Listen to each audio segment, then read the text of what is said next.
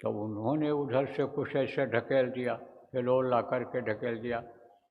तो उस समय पर ढकेला नहीं, उस समय पर बड़ी तेज आवाज़ किया उन्होंने, तेज आवाज़ हुई। और तेज आवाज़ में भी जो है वो कोई चीज़ में कंपन पैदा हो जाता है। जैसे आप ये समझो, ये लाउड स्पीकर ये आपके सामने जो बोल रहा है, इसमें डायफ्राम लगे हैं। डायफ्राम जानते हो क्या होता है? यानी एक झिल्ली लगी हुई है, यानी वो हिलती है। जब हम बोलते हैं तो यहाँ मशीन लगी हुई है, तो मशीन उस पावर को बढ़ा देती है हमारे बोलने के, और वो आवाज़ उससे निकलती है। लेकिन अगर ऐसे बहुत नज़दीक से मुँह ऐसे करके बोलें तो उस पर ज़्यादा जोर पड़ता है, तब आवाज़ देखो फट जाती है, क्योंकि वो ज़्यादा हिलने लगता है। इसी तरह से आवाज़ हुई, बहुत तेज़ आवाज़ हुई, और आवाज़ हुई तो ये गिरने लग गई जीवत में। तब इन्होंने कहा कि ऐसा आप क्यों कर रहे हो, नीचे हमको आप क्यों गिरा रहे हो? बोले मौज हो गई है, जाओ तुमको हम निकालने का रास्ता रखेंगे, बुलाएंगे तुमको। तो जो ताकतवर शक्तियाँ थीं उनमें से ऊपर यानी समझो कि अलग अलग लोग उनका बन गया, जिसमें 16 सुत कहे गए उनके, तो वो उन्होंने बनाया। फिर उसके बाद और आगे की रचना हुई आपके, तो समझो कि यानी सहस्त्रदल कमल बना, और फिर उसकी शाखाएं वहाँ से हुई, यानी महाशून्य बना, फिर शून्य बना। अब और समझा दें ठीक से। जैसे देश बन गया, कौन देश बना? भारत से अलग हो कर के आप ये समझो कुछ देश बन गए, जैसे पाकिस्तान बन गया, जैसे आपका यानी समझो कि बांग्लादेश भी उसी तरह से एक तरह से बना। तो अब आप ये समझो कि ये देश अलग अलग बन गए। पहले तो कई देश अगल बगल के जो हैं ये सब भारत में थे, लेकिन अलग बन गए, तो ऐसे देश बना, और देश में जो है प्रांत बन गए। इसी तरह से यानी समझो कि उसमें शून्य बन गया, महाशून्य बन गया, अक्षरपद बन गया। अब ये सब नीचे आप समझोगे, बताओ समझोगे, जब बराबर सत्संग सुनते रहोगे तो मालूम हो जाएगा आपको। आज सारा का सारा विस्तार में बताने की का समय नहीं है। फिर उसके बाद उन्होंने 10वां द्वार बनाया, वहाँ भी बहुत सी आत्माएँ रहीं, कुछ दिन तक रहीं। तो वहाँ के जब आब हवा से वो वाकिफ़ हो गई और सेट हो गई, तब फिर इधर नीचे की तरफ उतारा। आप ये समझो कि यानी ब्रह्मस्थान त्रिकुटी बना, और त्रिकुटी के बाद फिर उन्होंने इधर बनाया आपका सहस्त्रदल कमल बनाया। तो सबसे नीचे जो है ये कौन सा स्थान है? सहस्त्रदल कमल। उसके मालिक इनको अनिकाल भगवान ईश्वर कहा गया, निरंजन भगवान जिनको कहा गया, यानी किसी ने गॉड कहा, किसी ने खुदा कहा। इस तरह से यानी वो उसके मालिक हो गए, और वो सबसे छोटे पुत्र हैं उनके। उन्हीं में से 16 में से ये निकल करके इधर आए हैं, निकाला गया, इधर भेजा गया है इनको। तो उधर वो इन लोगों के मालिक हो गए, सबसे छोटे ये थे। लेकिन अब इन लोगों को दर्शन उनका पिता का नहीं हो पाता है, सत्पुरुष का दर्शन नहीं हो पाता है, क्योंकि एक मनुष्य शरीर ही ऐसा है कि जिसमें दर्शन हो सकता है, और बाकी किसी में ऐसा नहीं हो सकता है। जो रूप रस स्पर्श गंध, ये जो कारण शरीर है, इसमें भी नहीं हो सकता। और शब्द में इतनी कमजोरी आ गई कि शब्द ये अब जा नहीं सकती ऊपर। कैसे? और साफ साफ समझा दें। जैसे कोई बूंद ऊपर से गिरी, तो बूंद जो मजबूत थी वो गिरी। जैसे कोई चीज़ आप डालोगे, हल्का फुल्का कागज़ होगा, और छत के ऊपर से नीचे डालोगे तो नीचे नहीं गिरेगा, उड़ जाएगा। तिनका डालोगे तो उड़ जाएगा, और रोड़ी और पत्थर डालोगे तो वजन है तो नीचे गिरेगा, लेकिन फिर ऊपर जा पाएगा? ऊपर नहीं जा पाएगा वो। और जाएगा भी तो जब आप उसको यानी नीचे से उठाओगे, कोई चीज़ में रखोगे, उसके द्वारा ले जाओगे, रस्सी के द्वारा ले जाओगे, कोई उसमें जब रख देगा और फिर आप रस्सी को पकड़ के खींचोगे तब ऊपर जा पाओगे। ऐसे ही ये जीवात्माएँ बेचारी फंस गईं। ये शब्द रूप में जीवात्माएँ हैं, ये सब के सब फंसी पड़ी हैं, ये जा नहीं सकती हैं, क्योंकि नीचे से उठाकर उसमें कोई रखने वाला नहीं मिलता है। शब्द के साथ रूहों को, जीवात्माओं को जोड़ने वाला वहाँ कोई मिलता नहीं ऊपरी लोकों में। वो तो मिलते हैं तो मनुष्य शरीर में, इस मृत्युलोक में ही मिलते हैं, इसीलिए मनुष्य शरीर वाली ही जीवात्मा वहाँ तक जा पाती हैं। तो दर्शन नहीं होता था इनको, अब भी नहीं होता है।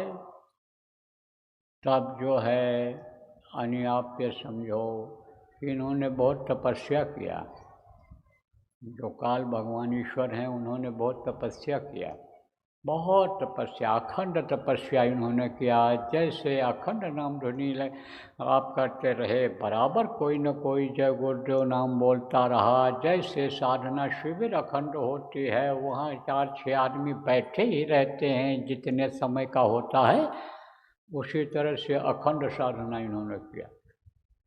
साधना शिविर में भी 53 घंटे लगातार बैठे रहे, 56 घंटे लगातार बैठे रहे, तो उन्होंने अखंड साधना किया। ऐसे वो भी बगैर कुछ आहार किए, बगैर और कोई काम किए अखंड साधना किया। किसने? काल भगवान। तब पिता खुश हो गए। जैसे इस समय गुरु महाराज के आदेश का पालन जब हम लोग करते हैं, साधना शिविर लगवाते हैं, साधना शिविर में बैठते हैं देर तक, तो गुरु खुश हो जाते हैं, गुरु दया करने लगते हैं, कुछ न कुछ देने ही लगते हैं। किसको क्या दे देते हैं, वो तो जो ही प्राप्त सोई जाना। क्या पता किसको कि गुड़ मीठा होता है, गन्ने का रस मीठा होता है, उससे ज़्यादा गुड़ मीठा होता है, उससे ज़्यादा खाड़ मीठा होता है, उससे ज़्यादा गुलकंद मीठा होता है।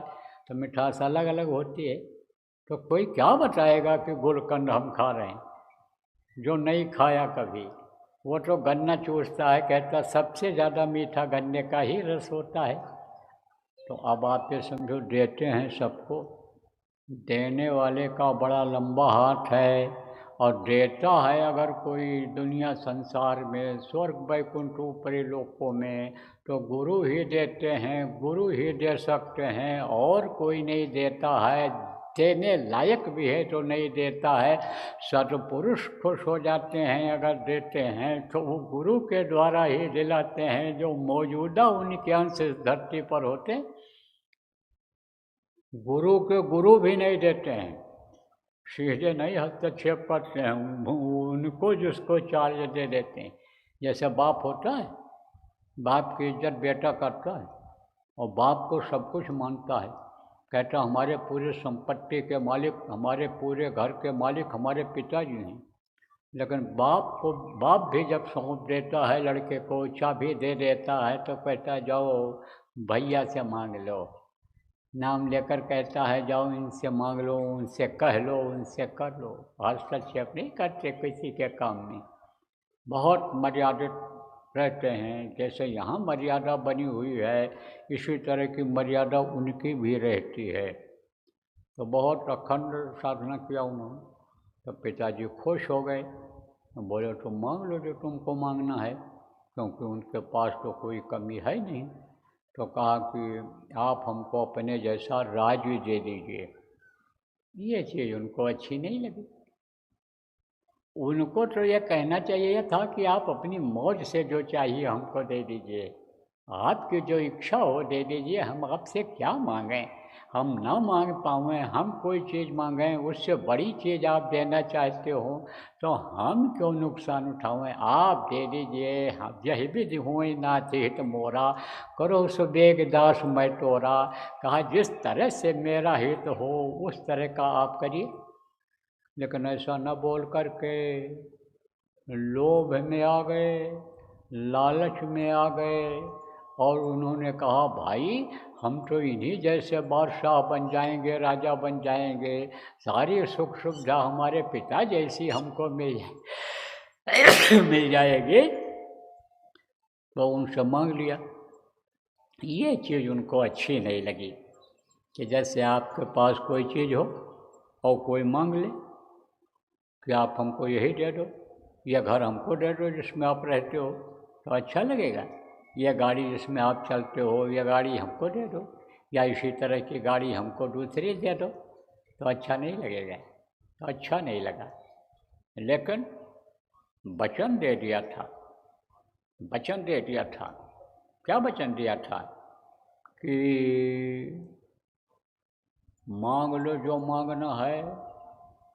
तो वचन के पक्का है वो, और वचन का पक्का होना भी चाहिए इंसान को।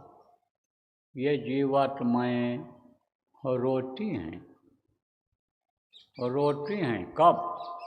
कि जब इनको मालूम होता है, और संत रूप में, सद्गुरु के रूप में जब प्रभु आते हैं यहाँ मनुष्य शरीर में, और याद दिलाते हैं कि यह तुम्हारा घर नहीं है, यह मिट्टी और पत्थर का घर तुमने कितनी बार बनाया, और कितनी बार यह ढह गया, गिर गया, और यह धन संपत्ति तुम्हारे कोई काम आने वाली नहीं है, और ये तुम्हारे पिता माता ये तो खाली खून के रिश्ते के हैं, यह सब स्वार्थ लाभ करें सब प्रीति।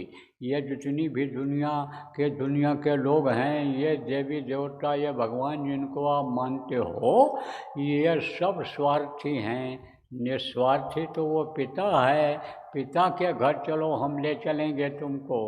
तब इस जीवात्मा को होश आता है, और जब होश आता है और पिता की याद आती है, तब ये रोती है, और रोती है, और कहती है हमको आप अब बुला लो, अब आपकी याद आ रही है, अब हम आपके बगैर नहीं रह सकते हैं, और आप हमको बुला लो, एकदम से हमको आप खींच लो। तो ले तो सकते हैं, वो बुला तो सकते हैं। किसके द्वारा? कौन सी पावर के द्वारा? कौन सी डोर के द्वारा? शब्द की डोर के द्वारा खींच सकते हैं।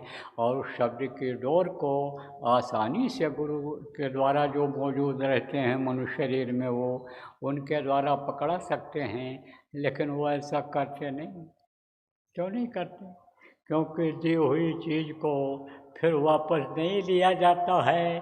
तो युक्ति के द्वारा, उपाय के द्वारा ही वो यानी समझो कि ऊपर बुलाते हैं। अब आप ये समझो कि जो सक्षम गुरु होते हैं, जीवात्माओं को तो पल भर में खींच सकते हैं, लेकिन फिर हम वहाँ टिकेंगे नहीं। क्यों नहीं टिकेंगे? क्योंकि यह आस नहीं जाएगी, यह मन और चित्त का चिंतन नहीं खत्म होगा।